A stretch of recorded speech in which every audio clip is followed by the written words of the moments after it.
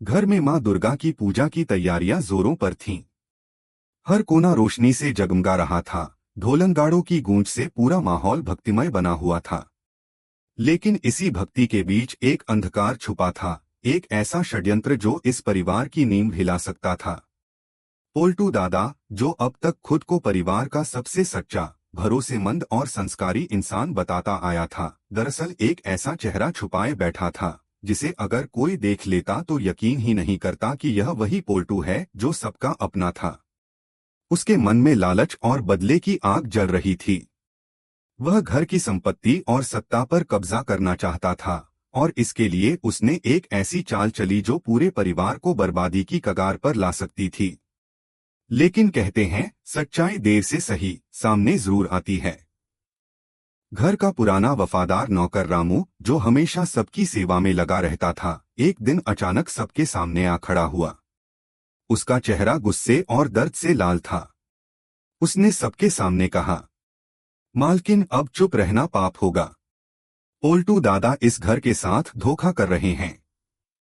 वो मंदिर के चढ़ावे से पैसे चुराते हैं, झूठ बोलते हैं और अहाना बहू को बदनाम करने की कोशिश कर रहे हैं। पूरा घर स्तब्ध रह गया। सबकी नजरों में अविश्वास और हैरानी थी। अर्जुन, जो अब तक पोल्टू का पक्ष लेता आया था, कुछ पल के लिए पत्थर की तरह जम गया। उसे याद आया कैसे अहाना ने कई बार कहा था कि पोल्टू भरोसे के लायक नहीं है, लेकिन उसने उसकी बातों को नजरअंदाज कर दिया था। आज उसे एहसास हुआ कि उसने अपनी ही पत्नी का दिल तोड़ दिया। दुर्गा देवी की आंखों में गुस्से की अग्नि जलने लगी। वह आगे बढ़ी, पोल्टू के सामने आई और गूंजती आवाज में बोली, पोल्टू, तुमने इस घर की इज्जत को मिट्टी में मिलाने की कोशिश की है। मां दुर्गा के नाम का इस्तेमाल कर धोखा दिया है। तुम्हें इस पवित्र घर से निकाल दिया जाएगा। मां दुर्गा के विसर्जन के दिन तुम हमेशा के लिए इस घर से बाहर हो जाओगे। यह सुनकर पूरा घर सन्न रह गया। लेकिन सबको सबसे ज्यादा हैरानी तब हुई जब पोल्टू के चेहरे पर मुस्कान आ गई। आखिर क्यों? क्योंकि पोल्टू को पता था, उसकी मां पिसीमोनी बुआ जी ने पहले ही एक और चाल चल दी थी। बुआ जी की साजिश का खुलासा। बुआ जी, जो हमेशा मीठे बोलों में जहर मिलाकर बात करती थीं, ने एक भयानक योजना बनाई थी। उन्होंने कुछ गुंडों को पैसे देकर कहा था कि मां दुर्गा विसर्जन के दिन अहाना की इज्जत पर दाग लगा दो। उनका मकसद साफ था, अगर अहाना बदनाम हो गई तो दुर्गा देवी खुद उसे घर से निकाल देंगी। और जब अहाना घर से जाएगी तो पूरा परिवार बिखर जाएगा। उसी बिखरे हुए परिवार पर बुआ जी और पोल्टू राज करेंगे।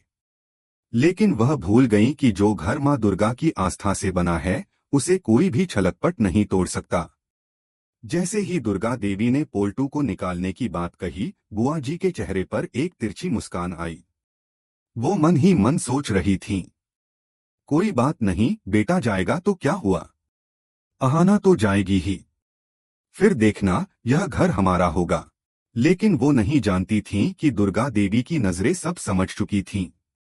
वह मुड़ी और दृढ़ स्वर में बोली, पिसीमोनी, अगर तुम्हें अपने बेटे से इतना ही प्यार है तो तुम भी उसके साथ जा सकती हो। इस घर में अब झूठ और कपट के लिए कोई जगह नहीं है। घर में सन्नाटा छा गया।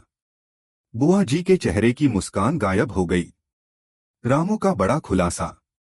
तभी रामू ने एक और बम फोड़ा। मालकिन, मेरे पास सबूत हैं। बुआ जी ने ही उन गुंडों को पैसे दिए थे। यह रही उनकी आवाज की रिकॉर्डिंग और उन लोगों का कबूलनामा। दुर्गा देवी ने सबके सामने वह रिकॉर्डिंग चलाई। बुआ जी की आवाज गूंज उठी, अहाना को बदनाम कर दो ताकि दुर्गा उसे निकाल फेंके। यह सुनते ही पूरा परिवार हिल गया। अर्जुन के चेहरे से रंग उड़ गया। वह बोला, मां, ये सब सच है। दुर्गा देवी के चेहरे पर अब एक मां का नहीं, बल्कि शक्ति स्वरूपा का तेज था। उन्होंने बुआ जी के पास जाकर गुस्से में कहा, तुमने न केवल इस घर की बहू को बदनाम करने की कोशिश की, बल्कि मां दुर्गा की पूजा को भी कलंकित किया। आज मैं तुम्हें दिखाऊंगी कि जब एक औरत मां बनती है तो वो सृष्टि रचती है, और जब वही औरत क्रोधित होती है तो विनाश कर देती है। इतना कहकर उन्होंने बुआ जी को एक थप्पड़ जड़ दिया।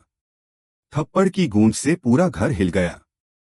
बुआ जी की आंखों में पानी आ गया, लेकिन अब कोई सहानुभूति नहीं बची थी।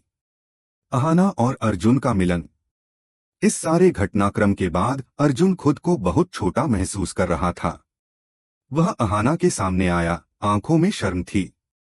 अहाना, मैंने तुम्हारे साथ बहुत गलत किया। तुम्हारी सच्चाई पर शक किया। मुझे माफ कर दो। अहाना की आंखें नम थीं, लेकिन उसके चेहरे पर करुणा थी। उसने अर्जुन का हाथ पकड़ा और कहा, अर्जुन, गलती हर इंसान से होती है। अगर दिल से पछतावा हो तो सब ठीक हो सकता है। बस एक वादा करो, अब कभी किसी झूठ को सच्चाई से ऊपर मत रखोगे।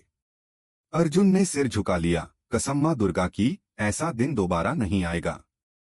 घर में नई शुरुआत।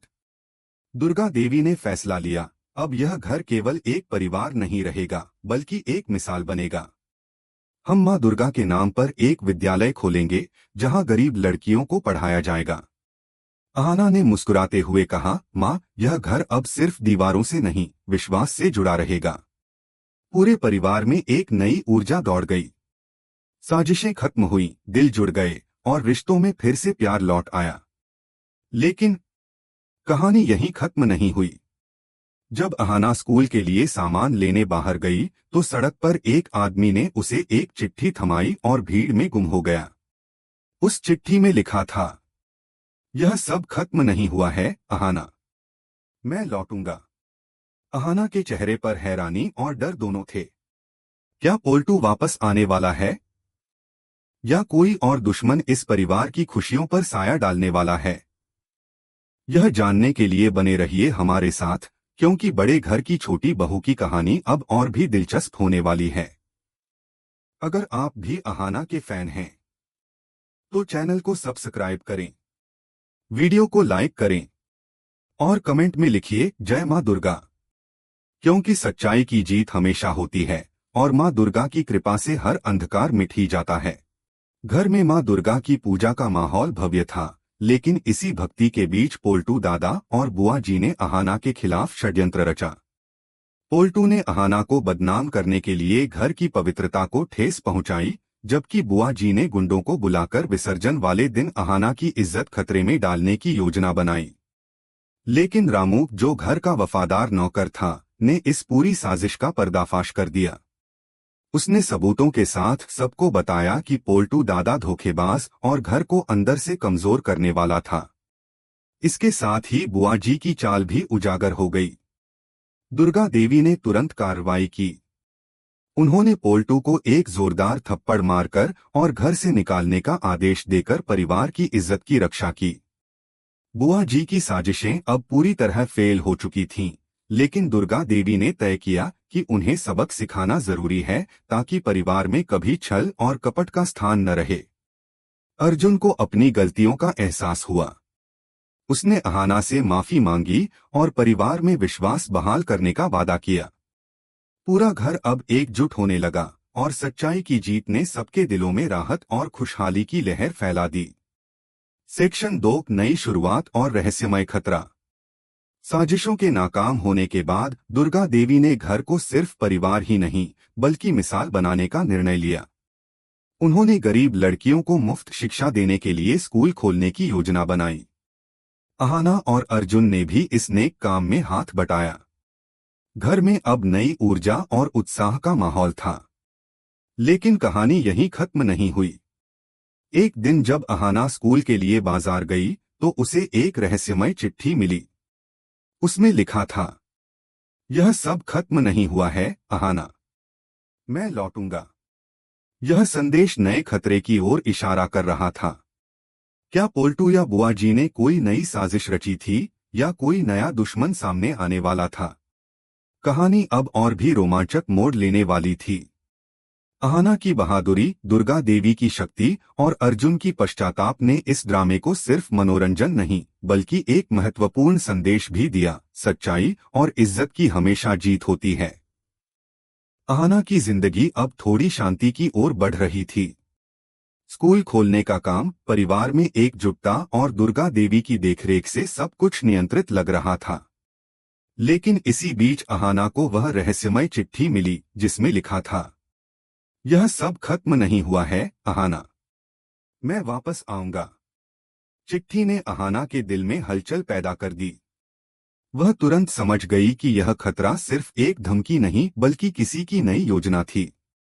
उसने अपने पति अर्जुन और अपने दोस्तों को घटना की जानकारी दी।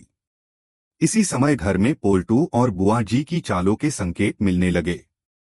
दोनों बाहर से शांत दिखाई दे रहे थे, लेकिन उनके मन में अब भी अहाना और दुर्गा देवी से बदला लेने का गहरा जज्बा था। सेक्शन 2, अहाना की रणनीति और परिवार की सुरक्षा।